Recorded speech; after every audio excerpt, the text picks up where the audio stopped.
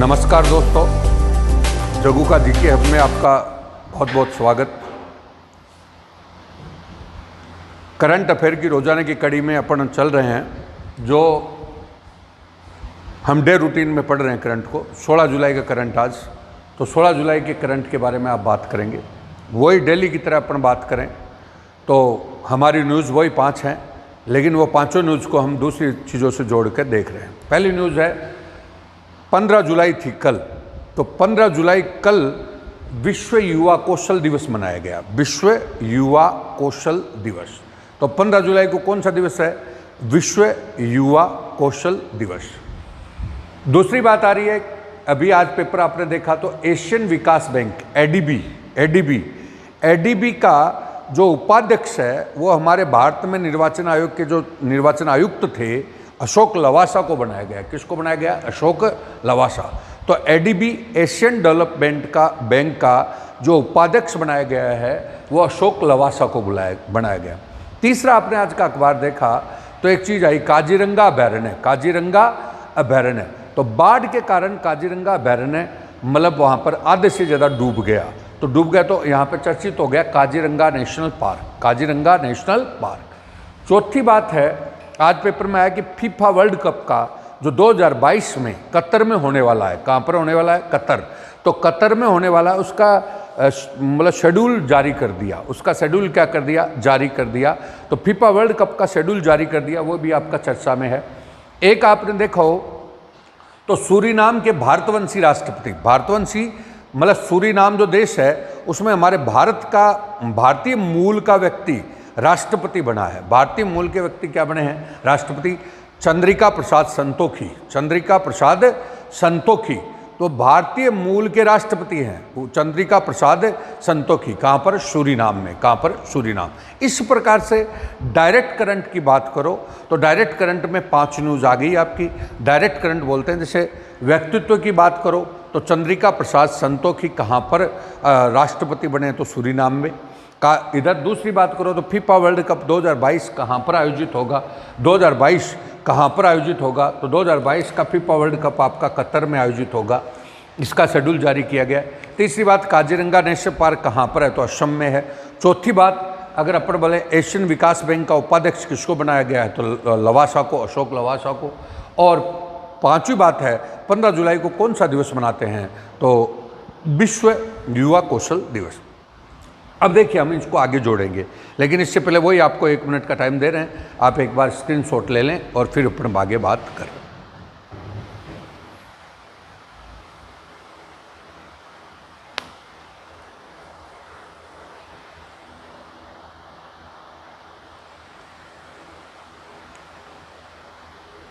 हाँ, अब देखिए अब इनको सब्जेक्टों से जोड़ सकते हैं। जैसे विश्व युवा कौशल दिवस है, कौशल स्किल्स डेवलपमेंट के लिए आ गया।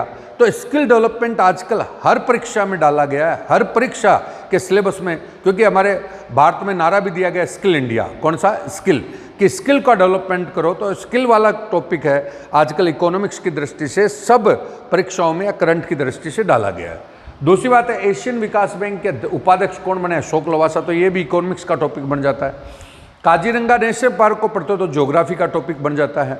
और फीफा वर्ल्ड कप पढ़ते हो तो खेल का टॉपिक बन जाता है। और सूरीनाम पढ़ते हो तो वो ज्योग्राफी भी है, क्योंकि अपने मैप में ऐसे भी देख सकते हैं सूरीनाम है कहाँ पर। और दूसरी बात है वो पॉलिटिकल साइंस भी है और करंट भी है। तो सारी चीज़ें इसमें देखते हैं।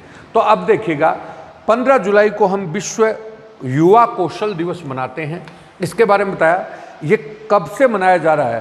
तो 2014 में यूएनओ की महासभा में इसका प्रस्ताव पास हुआ था और 2015 में पहली बार युवा कौशल दिवस मनाया गया। कब? 15 जुलाई को 2015। तो ये तो बात हो गई है। अब है 2020 में जो ये मनाया गया है उसकी थीम क्या है? तो थीम है skills for a resilient youth. Skills for a रेसिलिएंट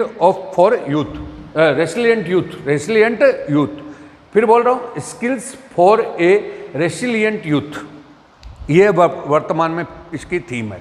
अब आप देख रहे हैं तो दिवस के बारे में तो 3 बात आ गई। बोलो क्या आई? कि अंतर्राष्ट्रीय युवा कौशल दिवस कब मनाया जाता है? तो 15 जुलाई को। कब प्रस्ताव पास हुआ था 2014 में, कब से पहली बार बनाया गया 2015 में। 2020 की थीम क्या है, तो skills for a resilient youth, skills for a resilient youth, तो ये होगी। अब हम इसके बारे में आगे बढ़ रहे हैं कि भारत सरकार ने स्किल डेवलपमेंट के लिए क्या प्रयास किए, भारत सरकार ने स्किल डेवलपमेंट के लिए क्या प्रयास किए। तो भारत सरकार ने सबसे पहले कौशल विकास एवं उद्यमिता मंत्रालय का गठन किया 2014 में। कौशल विकास मतलब स्किल डेवलपमेंट डिपार्टमेंट मतलब मिनिस्ट्री बनाई, कब बनाई, 2014 में। 2014 ये मिनिस्ट्री अलग से कौशल विकास के लिए काम करने लग गई। तब कौशल विकास मिशन शुरू हुआ 2015 में, 2015। और फिर एक योजना और आई, प्रधानमंत्री कौशल विकास योजना, वो कब आई, 2016 में। बाद में इन्होंने कौशल विकास के लिए पॉलिसी बनाई और उस पॉलिसी में इन्होंने 2022 तक 50 करोड़ युवाओं की स्किल डेवलप करने का लक्ष्य रखा। 50 करोड़ युवाओं का कौशल विकास करने का लक्ष्य रखा। तो मैंने बोला भारत सरकार ने क्या क्या काम किए, तो 2014 में स्किल डेवलपमेंट मिनिस्ट्री का गठन किया, 2015 में स्किल डेवलपमेंट मिशन बनाया, 2016 में स्किल डेवलपमेंट योजना चलाई और बाद में स्किल डेवलपमेंट पॉलिसी बनाई। तो पॉलिसी बनाई तो उस पॉलिसी में लक्ष्य क्या रखा है, तो 2022 तक हम 50 करोड़ युवाओं को कौशल प्रदान करेंगे, मतलब उनको कौशल से पारंगत करेंगे, मतलब समझ गए, तो स्किल डेवलपमेंट करेंगे उनका। तो ये बात है। अब इसको ही आप राजस्थान से जोड़ सकते हो। तो राजस्थान में कौशल के लिए बड़ा काम हुआ, कौशल विकास विश्वविद्यालय खोले गए, एक नहीं 2। और कहाँ पर खुले, जयपुर में। स्किल डेवलपमेंट यूनिवर्सिटी खोलेगी 2 जयपुर में। और ऐसा 2 यूनिवर्सिटी खोलने वाला राजस्थान पहला राज्य था। और पिछली बार 2018 में अभी RS प्री हुई, उस RS प्री में भी क्वेश्चन आया था कि कौशल विकास विश्वविद्यालय कहाँ पर खोला गया है। तो कौशल विकास विश्वविद्यालय कहाँ पर खोला गया, जयपुर में। और ऐसा खोलने वाला पहला राज्य कौन सा है, तो राजस्थान। समझ गए, एक तो काम है। अभी नए मुख्यमंत्री आए तो मुख्यमंत्री युवा कौशल योजना चलाई 2019 में, 2019। तो मुख्यमंत्री युवा कौशल योजना 2019 में चली, वो उसमें लक्ष्य रखा कि प्रत्येक वर्ष 1 लाख युवाओं को कौशल विकसित करके उनको रोजगार उपलब्ध करवाएंगे। तो ये आपकी भारत सरकार और कौन सी, राजस्थान सरकार की कौशल विकास पर काम हो रहा है। किस पे काम हो रहा है, कौशल विकास पर। तो इस प्रकार आपने देखा, तो केवल हमने दिवस को जोड़ दिया भारत से और किससे, राजस्थान से। तो आगे देखें, अब आया दूसरा टॉपिक, एशियन विकास बैंक है। एशियन विकास बैंक का उपाध्यक्ष अशोक लवासा को बनाया गया। अब हम बोलेंगे एशियन विकास बैंक है क्या, तो देखिए एशियन विकास का शॉर्ट नेम हो गया ADB। कौन सा, ADB, Asian development bank. Asian development bank Asia के देशों को, एशियाई देशों को विकास के लिए ये ऋण आदि उपलब्ध करवाता है, सहायता आदि उपलब्ध करवाता है। ये इसका मुख्यालय मनीला फिलीपींस में, मनीला फिलीपींस में इसका मुख्यालय। और इसका जो अध्यक्ष है वो जापानी व्यक्ति ही बनता है। तो जापानी व्यक्ति कौन बना, ताकेहिको नकाओ। मतलब अभी ADB का जो अध्यक्ष है वो ताकेहिको नकाओ है। और उपाध्यक्ष अभी किसको बनाया, अशोक लवासा को। तो सारा सिस्टम हो गया। अब हम फिर बोल रहे हैं एशियन डेवलपमेंट बैंक कहाँ पर है, तो मनीला फिलीपींस में है। कब बनी थी, तो 1966 में तो बनी, 67 में इन्होंने काम शुरू किया। इसका जो अध्यक्ष होता है वो कौन होता है, तो जापानी व्यक्ति होता है। अभी है कौन, तो ताकेहिको नकाओ। और अभी उपाध्यक्ष किसको बनाया गया, तो अशोक लवासा को। ये आपका बैंक के बारे में बात हुई। और अभी ये चर्चा में कैसे रही, तो देखिएगा, कोविड-19 की समस्या से निपटने के लिए, भारत को $22 बिलियन की सहायता का ऐलान किया इसने। $22 बिलियन की सहायता का ऐलान किया किसने, एशियन विकास बैंक ने, एशियन विकास बैंक ने। अब मैं बोल रहा हूँ भारत और राजस्थान में इससे पहले कौन सी परियोजनाएं इसके सहयोग से चल रही हैं, इसके सहयोग से। देखो आपकी बहुत सी परीक्षाओं में देखते हैं कि विदेश से सहायता प्राप्त परियोजनाएं, तो वो क्वेश्चन बनता है। तो राजस्थान और भारत में कौन सी सहायता परियोजनाएं चल रही है, तो एक तो शहरी नवीनीकरण के लिए अमृत योजना चल रही है। कौन सी, अमृत। तो अमृत योजना 2015 में चली थी। राजस्थान के 29 शहरों में मध्यम शहरों में 29 शहरों में शहरों को नवीनीकरण के लिए योजना चल रही है अमृत। कौन सी? अमृत। तो अमृत योजना पर पैसा कौन दे रहा है? तो एडीबी दे रहा है। और आपको पता है राजस्थान का तीसरा बड़ा बांध है ये बिशलपुर बांध। कौन सा? बिशलपुर। तो बिशलपुर बांध कहाँ पर है? टोंक। उसके लिए भी वित्तीय सहायता कौन उपलब्ध करा रहा है? तो एडीबी। कौन उपलब्ध करा रहा है? एडीबी। इस प्रकार से आपने उसी प्रकार से देखा एडीबी क्या है, भारत में इसकी क्या पोजीशन, भारत को कौन सा लोन वगैरह दिया, और राजस्थान में इसकी क्या है, कौन से प्रोजेक्ट चल रहे हैं। तो ऐसे आप इसको पढ़ सकते हैं। अगला तो ये हो गया 2। तीसरा है Kaziranga national park. Kaziranga national park कहाँ पर है? तो असम में है। कहाँ पर है? असम। असम में काजीरंगा नेशनल पार्क है। अब हम देखना चाह रहे हैं, देखिएगा काजीरंगा नेशनल पार्क में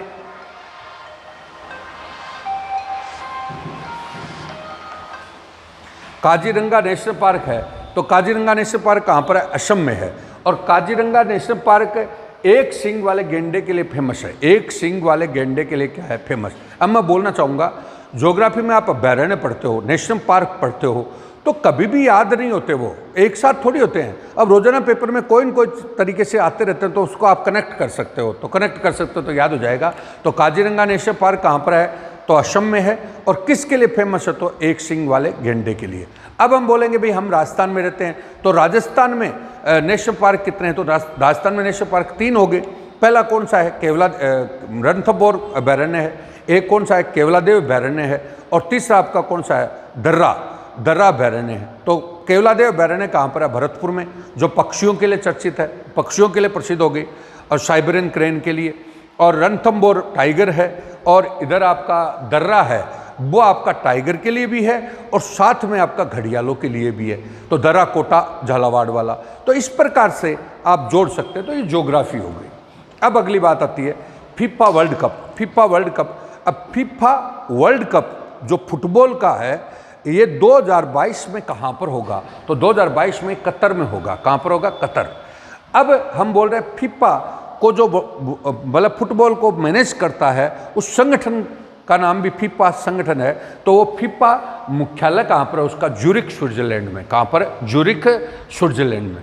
मतलब फीफा का जो ऑफिस है वो बेसिकली कहाँ पर है? तो ज्यूरिख स्विट्जरलैंड। अब हम आगे बढ़ रहे हैं। ये world cup, FIFA world cup की शुरुआत कब से हुई? तो 1930 से शुरू हुई। और पहली बार 1930 में शुरू हुआ, और फिर प्रत्येक 4 वर्ष के बाद, फिर प्रत्येक क्या है? 4 वर्ष के बाद प्रत्येक वर्ष ये आयोजित होता है।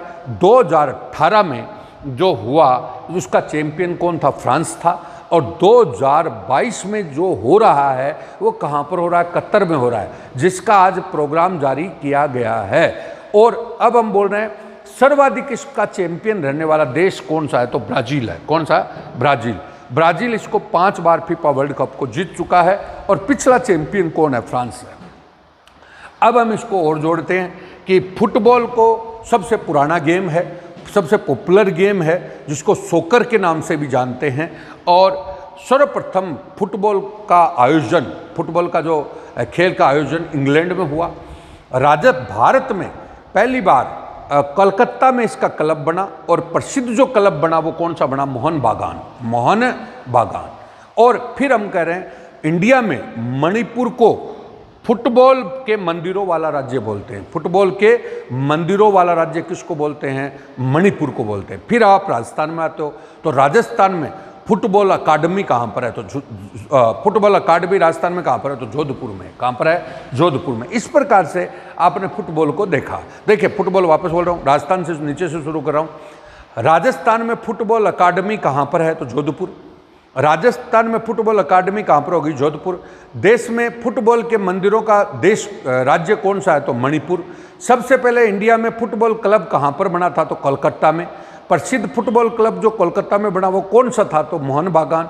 अब हम बोल रहे हैं इंडिया वर्ल्ड में फुटबॉल सबसे पहले कहाँ पर खेला गया? तो इंग्लैंड में।